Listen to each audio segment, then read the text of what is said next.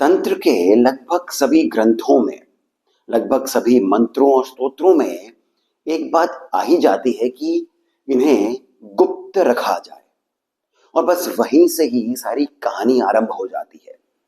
हमारे मन में संदेह आ जाता है किसी भी मंत्र या किसी भी स्तोत्र को लेकर के। फिर वो जो एक उत्साह आता है कि हम इस मंत्र का जाप करें, इस स्तोत्र का जाप करें, वो उत्साह हमारा फीका पड़ जाता है यदि कहीं से हम पता कर लेते हैं, कहीं से लिखा हुआ हम देख पढ़ लेते हैं कि इसे गुप्त रखना चाहिए। तो फिर हमें लगता है कि हम क्यों ही करें, और फिर धीरे धीरे हमारा पूजा पाठ से भी मन थोड़ा सा उखड़ सा जाता है कि ये तो बहुत क्लिष्ट सी बात हो गई है, बहुत कॉम्प्लेक्स मैटर हो गया है। इसी बारे में हमारा आज का ये चलचित्र भी है। आज हम 3 विषयों पर चर्चा करेंगे। एक भाव, दूसरा शक्ति, और तीसरा गुप्त। भाव जो है, ये हम जितना इसे मानते हैं उससे कहीं और भी अधिक ये प्रबल है। ये पूरा संसार जो है ये भाव से ही चल रहा है। पर ब्रह्म, परमात्मा, उनकी अंतर्निहित जो शक्ति है, परांबा, इन्होंने भी जो पूरे ब्रह्मांड का सृजन किया है, ये भी तो भाव से ही किया है। एक उस स्तर से लेकर के यदि हम अपने जीवन को भी देखें तो सब कुछ हमारा भाव से ही चल रहा है। कोई एक व्यक्ति अमीर स्वयं को मानता है तो वो भी उसका भाव ही है। खाने में तो उसे उतना ही खाना होता है जितना उसका पेट है। वो खर्च भी उतना ही कर सकता है जितना कि वो जो सामान है उतने का सामान आ जाए। परंतु भाव मन में आता है कि मेरे पास जितनी भी संपत्ति है वो बाकियों से अधिक है। इसी कारण से मैं अमीर हूं, इसी कारण से मैं अपना जीवन जो है वो सही ढंग से अच्छे से चला पा रहा हूं। पर यदि कोई एक ऐसा समय आ जाता है जहां पर सरकार की कोई नीतियां अलग हो गई हैं, या फिर कोई गृह युद्ध हो गया है, या फिर कोई कोविड जैसी बीमारी आ गई है, तब वो जितनी भी संपत्ति है वो जाती हुई से लग सकती है, और हमारा भाव जो है वो एकदम फीका पड़ जाता है अपने स्वयं के जीवन के लिए भी। एक योद्धा जो होता है, एक सोल्जर जो होता है, वो सीमा पर जाता है केवल भाव के साथ कि मैं ये युद्ध कर रहा हूं अपने देश के लिए, देशवासियों की सुरक्षा के लिए। ये भाव ही उसे उस युद्ध की भूमि में अपना शक्ति का प्रदर्शन करने के लिए वो उत्साहित रहता है, केवल एक भाव से। और यही भाव एक साधक के साथ में भी चलता है। यदि ये भाव नहीं रहेगा तो फिर भगवान को किसने देखा है, इस प्रकार की बातें भी हमें सत्य ही लग सकती हैं। भाव ये जो है, यहीं पर ही शक्ति का भी हमें रहस्य समझना होगा। इस भाव से ही जुड़ा हुआ, भाव को ही ध्यान में रखते हुए, और इसी से हम थोड़ा और गहराई में हम उतरते हैं। शक्ति जो है, सर्वप्रथम इसका जो कार्य करने का जो एक एक प्रणाली है वो यही है कि ये जो ऊर्जा है ये कहां से आ सकती है। हम मंत्र करने बैठे तो ऐसा तो नहीं है कि कोई शक्ति हमारे भीतर आ जाएगी और हमारे अंदर सभी सिद्धियां आ जाएंगी। किसी शिष्य को कोई गुरु शक्तिपात भी करते हैं तो वो भी उनकी स्वयं की शक्ति होती है जो वो उस शिष्य को देते हैं। उसी प्रकार पहले के समय में जो कोई ऋषि मुनि, जब हमने कहानियां सुनी है कि किसी को श्राप दे दिया है, तो श्राप भी जो है वो उनकी स्वयं की ऊर्जा है। श्राप देकर के भी ऋषि को पुनः तप करना पड़ता था उस ऊर्जा को प्राप्त करने के लिए। यानी कि वो जो साइंस का एक बेसिक सा सिद्धांत है कि energy is neither created not destroyed, ये शक्ति भी उसी सिद्धांत पर चलती है। आपके भीतर जो है वही सिद्धियां बन करके बाहर निकलता है। आपके भीतर में यदि उतनी ऊर्जा नहीं है, वो उमंग, वो उत्साह नहीं है, वो भाव नहीं है, तो फिर वो जो सिद्धियां हैं वो भी आपको प्रबल होती हुई से नहीं दिख सकती है। अब यहां पर हम एक और गहराई में उतरते हैं, एक और पायदान नीचे उतरते हैं। शक्ति को समझने के लिए हमें इस बात को जानना होगा कि 3 प्रकार से हम एक भाव मन में लेकर के आते हैं जब हम साधना करने बैठते हैं, या फिर किसी भी मंत्र, स्तोत्र, पूजा में भी हम बैठते हैं, तो 3 प्रकार के भावों को हम लेकर के बैठते हैं, इनमें से कोई भी एक। और यहीं पर ही आपका जो भाव है वही ये तय करता है कि आपकी उस साधना, उस प्रार्थना, उस मंत्र, उस स्तोत्र, उसका क्या होगा। एक, यदि आप उस ऊर्जा को, वो जो परांबा जिसे हम कहते हैं, पराशक्ति जिसे कहते हैं, उसे यदि आप शक्ति मानते हैं, तो फिर क्या आप स्वयं शिव हुए? क्या आप स्वयं को शिव समझते हैं, शिव मानते हैं? क्योंकि शक्ति तो केवल शिव के ही साथ होती है, शक्ति और किसी के साथ हो नहीं सकती है। तो यदि आपके मन में जो भाव है, जिस भाव से आप उस मंत्र का उच्चारण कर रहे हैं, जाप कर रहे हैं, स्तोत्र को पढ़ रहे हैं, वो आप यदि इस भाव से कर रहे हैं कि आप स्वयं शिव हैं, तभी वो शक्ति आपके पास आ सकती है। अन्यथा शक्ति जो आपके पास आएगी, आपके भीतर वो क्षमता नहीं है कि आप उसे समा पाएंगे, उसका उसे आप अपने अंदर समाहित कर सकेंगे, वो आकर के चली भी जाएगी।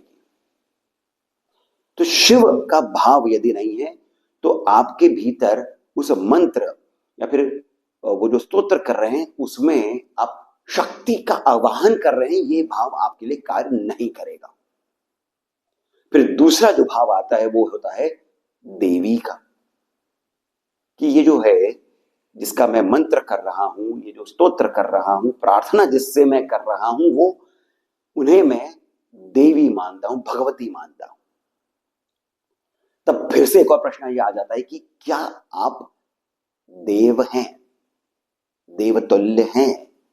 क्या आपके भीतर वो दिव्यता है? यदि दिव्यता है, तो फिर आप जिसका आवाहन कर रहे हैं, जिससे प्रार्थना कर रहे हैं, उनके लिए आपका देवी का भाव कार्य करेगा।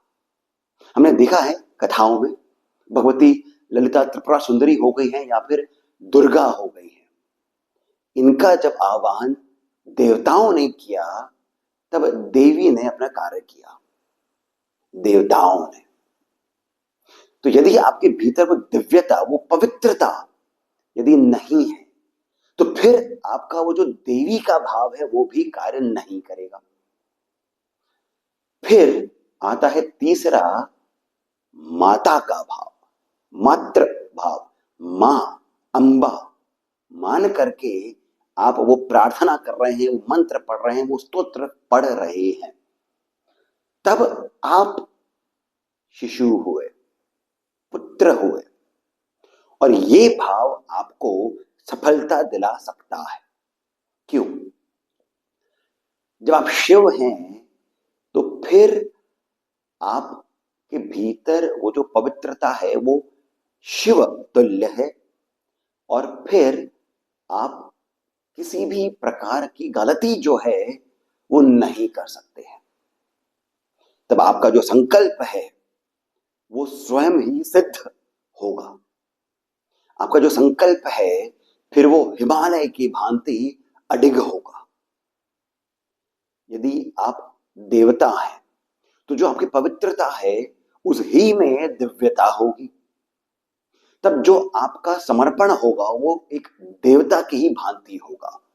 सब कुछ समर्पित आप कर सकने में सामर्थ्य रखते होंगे। भगवती काली वे जब प्रचंड हुई, तब शिव ने उन्हें रोका।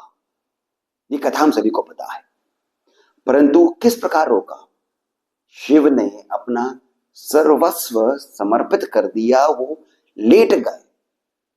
और फिर काली जैसे ही उन पर पग रखने वाली थी, उन्हें आभास हुआ कि ये जो लेटे हैं ये तो मेरे ही पति हैं, शिव हैं। परंतु तारा जो है वो तो खड़ी हो जाती है शिव पर ही। भगवती ललिता त्रिपुरा सुंदरी जो हैं वो तो पंच प्रेतासन पर आरूढ़ शिव उनके ऊपर विराजमान है, भगवती ललिता त्रिपुरा सुंदरी। अब जब आप इनका आवाहन कर रहे हैं तब आप स्वयं क्या होने चाहिए ये आप समझ सकते हैं। इसी प्रकार जब भगवती ललिता त्रिपुरा सुंदरी का आवाहन किया, वो जो कामेश्वरी के रूप में आई, कामेश्वर के साथ जो हम कथा सुनते हैं भगवती ललिता की, उसमें देवताओं ने स्वयं को उस अग्नि में समाहित कर दिया, स्वाहा कर दिया। क्या हम वैसा कर सकते हैं? क्या हमारे भीतर वो उतना उत्साह है, उतना समर्पण है? फिर तीसरा भाव है माता का। यहां पर बातें बहुत अद्भुत हो जाती है, सुंदर हो जाती है। आप यदि कोई गलती भी करते हैं तब आपको डांट भी पड़ेगी, आपको उसका दंड भी मिलेगा, परंतु अनुग्रह भी मिलेगा, कृपा भी मिलेगी। क्योंकि तब माता जो है वो आपको सिखाने के लिए बैठी है। तब आप माता से हट कर सकते हैं, जिद कर सकते हैं, उन्हें आप अपने पास बुला सकते हैं, जो चाहे वो मांग सकते हैं। नहीं भी मांगेंगे तभी भी मातृभाव से आप पर कृपा होगी। जो चाहते हैं, जो नहीं चाहते हैं, आपकी समृद्धि के लिए, आपके उत्सर्ग के लिए, आपके उत्थान के लिए, वो सभी आपको प्राप्त अनायास ही हो जाएगा, जिस प्रकार से एक माता अपने शिशु को दुलार करती है। तो भाव यहां पर कितना महत्वपूर्ण है ये हमने समझा, और शक्ति किस प्रकार से कार्य करती है यहां भी हमने इस बात को समझ लिया है। अब बात अभी भी वही है कि गुप्त, तो गुप्त जो है वो इसी कारण रखा जाता है। पहली बात तो यह है कि जहां पर भी ये कहा गया है, लिखा गया है कि इस मंत्र को, स्तोत्र को गुप्त रखा जाए, तो वहां पर आगे ये बताया गया है कि गुप्त इसको रखा जाए इस प्रकार से कि इसे किसी भी अयोग्य को नहीं दिया जाए। तो यहां पर देने की बात हो रही है। जब आप देने की बात करते हैं तो वहां पर भी आपके स्वयं की ऊर्जा लगती है, और जो वो व्यक्ति है, वो जो अयोग्य है, वो जो अविश्वासी है, जिसे विश्वास ही नहीं है, उसके सामने तो वो मंत्र है वो कार्य ही नहीं करेगा। तो जो आपकी देने वाली जो ऊर्जा है वो व्यर्थ चली जाएगी। इस कारण से इसे नहीं दे। इसका लेकिन एक और गहरा यहां पर एक बात आ जाती है, वो ये कि गुप्त रखने के पीछे की, आप यदि उस व्यक्ति को देते हैं जो इसका ढिंढोरा पीटता है, जो ये बताता है कि देखो मैं ये मंत्र कर रहा हूं, मैं ये स्तोत्र कर रहा हूं, देवी का मैंने यहां पर आवाहन किया है, ऐसा जो व्यक्ति है वो केवल और केवल मंत्रों को, वो जो शक्ति है उसका केवल वो प्रचार कर रहा है। प्रचार वो करते हैं जिनमें स्वयं में वो जिसे हम कह सकते हैं कि एक प्रकार की क्षमता नहीं है, वही प्रचार करते हैं। ये बात हम मटेरियल वर्ल्ड में भी समझ सकते हैं। वो कंपनी, वो ब्रांड जो प्रचार करता है, कहीं ना कहीं उसे लगता है कि यदि मैं प्रचार नहीं करूंगा तो मेरा जो सेल है वो नहीं होगा। परंतु वहीं पर ही जो बहुत हाई एंड प्रोडक्ट्स होते हैं वो अपना प्रचार करता हुआ आपको नहीं दिखेंगे। बड़ी बड़ी गाड़ियां जो होती है, महंगी महंगी गाड़ियां होती हैं, उनका एड नहीं देखते हैं। बड़े बड़े जो डिजाइनर कपड़े होते हैं, हम उनका एड नहीं देखते हैं। लोग उन तक स्वयं पहुंच जाते हैं। साधना की दृष्टि से हम बात करें तो यहां पर आपका यदि वैखरी के माध्यम से यदि वो जो ऊर्जा है उसका क्षय होना ही है, तो ऐसे व्यक्ति के साथ में वो मंत्र इत्यादि है वो कार्य करेंगे ही नहीं। क्योंकि सभी मंत्रों का, सभी स्तोत्रों का जो एक उद्देश्य होता है वो आपके स्वयं का उत्थान होता है, ट्रांसफॉर्मेशन होता है। ट्रांसफॉर्मेशन, ट्रांजिशन बता करके नहीं आता है, वो बस होता है, सटल तरीके से होता है। तो यहीं पर ही गुप्त रखने का जो कारण है वो यही है कि गुप्त रख करके ही आप स्वयं के भीतर, क्योंकि सभी बातें जो हो रही है वो बाहर किसी को दिखाने के लिए, बताने के लिए नहीं हो रही है, वो आपके स्वयं के भीतर हो रही है। जब स्वयं के भीतर हो रही है तो उसका रूप क्या है? इसका रूप गुप्त ही है, परोक्ष रूप से नहीं है, गुप्त रूप से है। और यहीं पर ही वो रहस्य आता है। गुप्त रखा जाए मंत्र, स्तोत्र गुप्त रखा जाए। क्यों रखा जाए? क्योंकि ये जो ट्रांसफॉर्मेशन आना है ये तो भीतर ही आना है, तो फिर इसको बता करके क्या ही मिलेगा। इसी कारण जिन किताबों में, जिन पुराणों में, दुर्गा सप्तशती में हम ये देखते हैं, जैसे सिद्धकुंजिका स्तोत्र में भी आता है कि इसे गुप्त रखा जाए। यदि गुप्त रखना ही था तो फिर हमारे ऋषियों मुनियों ने इसे पुराणों में इत्यादि में क्यों रखा? इसका कारण यही था कि इसका रहस्य जो है वो गूढ़ है। गूढ़ है, परंतु ऐसा भी नहीं है कि कोई इसे समझ नहीं सकता है। जिसके भीतर शक्ति का इस प्रकार का भाव है, जैसे मैंने आपको अभी बताया था, वो इस रहस्य को समझ लेगा, पकड़ लेगा। और एक बार पकड़ में आ गया रहस्य तो आपकी सभी बातें जो हैं वो आपके भीतर ही होंगी, गुप्त रूप से ही होंगी। तो ये जो रहस्य है, ये सारी बातें जो हैं, इन्हें समझना बहुत आवश्यक है और समझ करके इनका अनुभव करना आवश्यक है। अब इन सभी बातों को अपनी साधना में लेकर के आए, अपने ध्यान में लेकर के आए, धारणा इस प्रकार की बनाए। भाव जो है वो सामान्य जन के लिए माता का भाव होना चाहिए, मां का भाव होना चाहिए। तब आप देखेंगे कि अनुग्रह कहीं नहीं जाएगा, आप ही के पास आएगा। तो इन सभी बातों को मैं अब यहां पर विराम देता हूं। आशा करता हूं कि आपको ये बातें लाभप्रद लगी होंगी, सुंदर लगी होंगी। यदि ऐसा है तो सबसे पहले मैं आपसे विनम्र अनुरोध करता हूं कि इस चलचित्र को, इस वीडियो को लाइक अवश्य करिए, जितना अधिक हो सके शेयर करिए, इस चैनल को सब्सक्राइब करना नहीं भूले और उसे भी करवाएं। और साथ ही साथ जो कमेंट सेक्शन में पहला कमेंट पिन है वहां से पेटीएम, जीपे इत्यादि के माध्यम से जितना अधिक हो सके आप हमें श्री सहयोग भी प्रदान करें, बहुत अधिक प्रोत्साहन मिलता है। इसके साथ मैं सिद्धार्थ अब आप सभी से जाने की अनुमति लेता हूं। धन्यवाद।